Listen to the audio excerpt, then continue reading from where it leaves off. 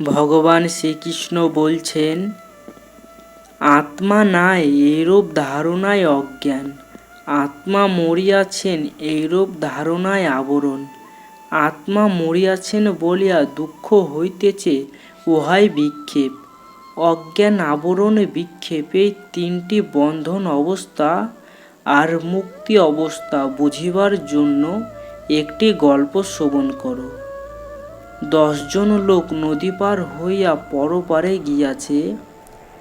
গিয়া নিজেকে বাদ দিয়া গণনা করিয়া দেখিতেছে দশম নাই। দশম জলে ডুবিয়া গিয়াছে। হাই কি হইল বলিয়া শোক, এই হইল অজ্ঞান। একজন অভ্রান্ত ব্যক্তি আসিয়া বলিয়া দিল, দশম মরে নাই। অভ্রান্ত ব্যক্তির বাক্যে বিশ্বাস করিয়া আশ্বস্ত হওয়া হইল মুক্তির ভিত্তি। দশম আছে এই বিশ্বাসী পরোক্ষ জ্ঞান। অভ্রান্ত ব্যক্তির উক্তি, তুমি দশম, এই জ্ঞানেই আমি দশম, এই হর্ষ লাভী অপরোক্ষ জ্ঞানের অপার আনন্দ। অজ্ঞান থাকলেই শোক থাকবে, শোক থাকলেই বন্ধন। পরমানন্দে স্থিতি শোক নাশ, উহাই বন্ধন মোচন। যে ব্যক্তি পুরুষকে বিষয়ে অনুরাগী করে, তাহার নাম রাগ।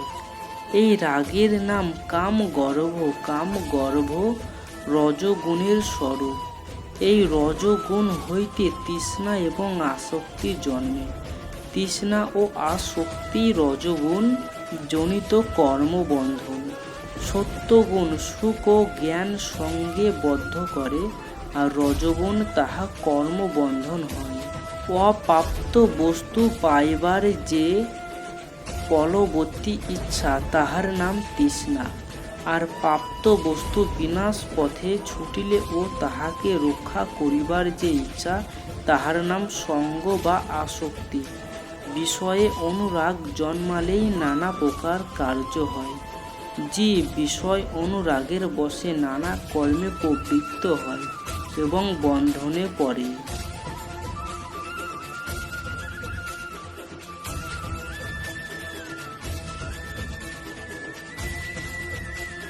অর্জুন বলিলেন, হে কৃষ্ণ, যেসব ব্যক্তি শাস্ত্রবিধি জানে না অথচ শ্রদ্ধা সহ ভজন পূজন করে, তাদের সাধন নিষ্ঠা সাত্ত্বিক, রাজসিক বা তামসিক কি প্রকার হয়? শ্রী ভগবান বলিলেন, মানুষের শ্রদ্ধা স্বভাবজত্রী গুণাত্মক হয়, অর্থাৎ সাত্ত্বিক, রাজসিক ও তামসিক হয়। হে অর্জুন, দেহের শ্রদ্ধা তার অন্তঃকরণের তারতম্য মতো হয়, নিষ্ঠা তার হৃদয়ের স্বরূপ মতো হয়। সাত্ত্বিক ব্যক্তি দেব পূজা করে, রাজসিক ব্যক্তি যক্ষ রাক্ষসের পূজা করে, আর তামসিক ব্যক্তি ভূত প্রেতের পূজা করে। শ্রদ্ধাহীন ব্যক্তি দম্ভ, কামনা, আসক্তি ও হঠকারিতা যুক্ত হয়ে শাস্ত্র বর্জিত ভীষণ তপস্যা করে।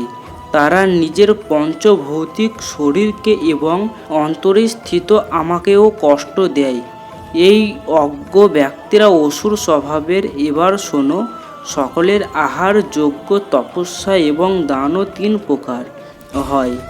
আয়ু, সত্যগুণ, বল, আরোগ্য, সুখ ও আনন্দ দানকারী সরস ও স্নিগ্ধ আহার সাত্ত্বিকদের প্রিয় হয়।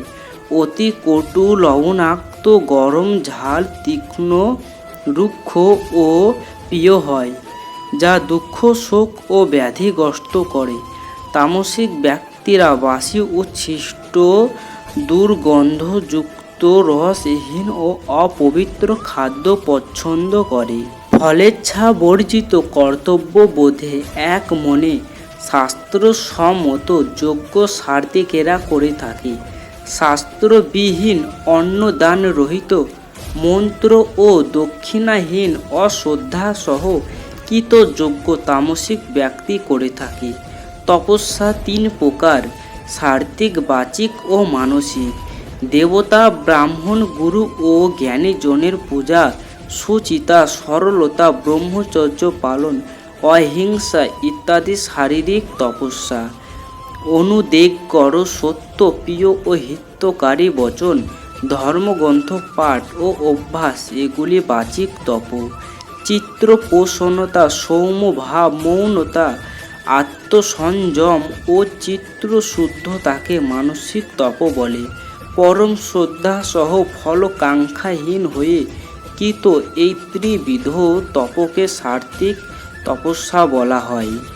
অপরের কাছে প্রশংসা বা মান পাবার জন্য দম্ভ ও অহংকার সহ কৃত তপকে রাজসিক তপ বলা হয়। দুষ্টু বুদ্ধির বশে অপরের ক্ষতি করার জন্য অপরকে বা নিজেকে কষ্ট দিয়ে যে তপস্যা করা হয় তাকে তামসিক তপ বলা হয়।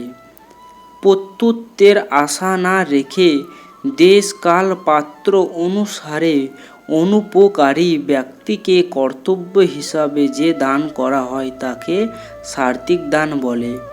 প্রত্যুপকারের আশায় স্বর্গ বা পুণ্য কামনায় সদিচ্ছাবিহীনভাবে মন ক্লেশ দেওয়া দানকে রাজসিক দান বলে। অবজ্ঞাপূর্বক অযোগ্য দেশ ও কালে অপাত্রে অসম্মানে করা দানকে তামসিক দান বলে। ওং তৎসৎ। এই ত্রিশব্দে পরমাত্মা ভূষিত। সেই পরমাত্মা সৃষ্টির প্রারম্ভে বেদ, ব্রাহ্মণ ও যজ্ঞের সৃষ্টি করেছেন। সেই জন্য ওম শব্দ উচ্চারণ পূর্বক সদা শাস্ত্র বিহিত যজ্ঞ দান তপক্রিয়া আরম্ভ করতে হয়। পরমাত্মায় সব কিছু, তাই তৎ নামে উল্লেখিত। সেজন্য তৎ শব্দে কামনা না করে মোক্ষ কামনা পূর্বক যজ্ঞ দান তপ করা বিধেয়। শ্রেষ্ঠ ও সাধুভাবের জন্য সৎ শব্দ প্রয়োগ হয়, আর পরম ব্রহ্ম সত্তাই তার উদ্দেশ্যে কৃত কর্মকে সৎ বলা হয়। হে অর্জুন, অশ্রদ্ধার সাথে করা যজ্ঞ দান ও তপস্যাকে অসৎ বলা হয়। সেগুলি ইহলোক বা পরলোক কোথাও কোনো শুভ ফল প্রদান করে না। বাস্তবিকভাবে শ্রদ্ধাই সমস্ত সিদ্ধির মূল। শ্রদ্ধাবিরহিত যে কোনো কর্ম ইহলোক ও পরলোক উভয় লোকেই বিনষ্ট করে। শরীর বা মন বা বাক্য দ্বারা যে কোনো কর্মই যদি শ্রদ্ধাসহ করা হয় তবে তা সাত্ত্বিক কর্ম হয়। সেটা পূজা পাঠ, যজ্ঞ, তপস্যা, দান, ভোজন ইত্যাদি যা কিছু হোক না কেন, এই ক্রিয়াগুলি যদি দম্ভ, অহংকার, দেজ বা লোক দেখানোর জন্য করা হয় তবে তা রাজসিক কর্ম এবং শাস্ত্র বিরুদ্ধভাবে অশ্রদ্ধাসহ কৃত কর্ম তামসিক কর্মে পরিণত হয়। দেহের অন্তরের তারতম্য অনুযায়ী সাত্ত্বিক, রাজসিক ও তামসিক কর্ম হয়ে থাকে।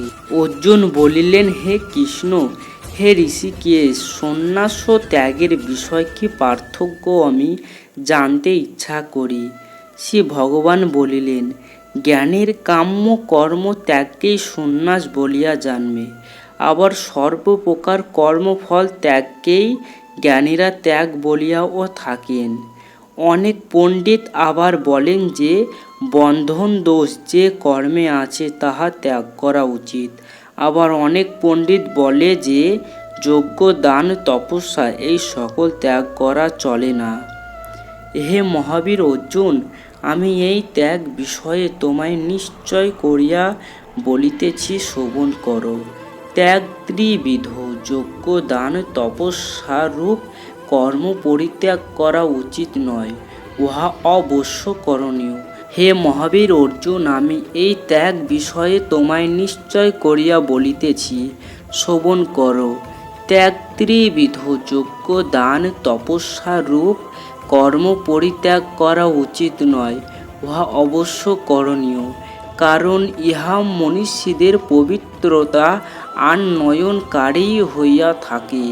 হে অর্জুন, আসক্তি ও ফলের আশা ছাড়িয়া এই সকল কর্ম করা কর্তব্য, এই আমার উত্তম মত। নিত্য যে কর্ম করা হয় অর্থাৎ সন্ধ্যা গায়ত্রী ইত্যাদি উহা ত্যাগ করা অনুচিত। মোহবশত যদি তাহা ত্যাগ করা হয় তবে তাহাকে তামসিক ত্যাগ কহে।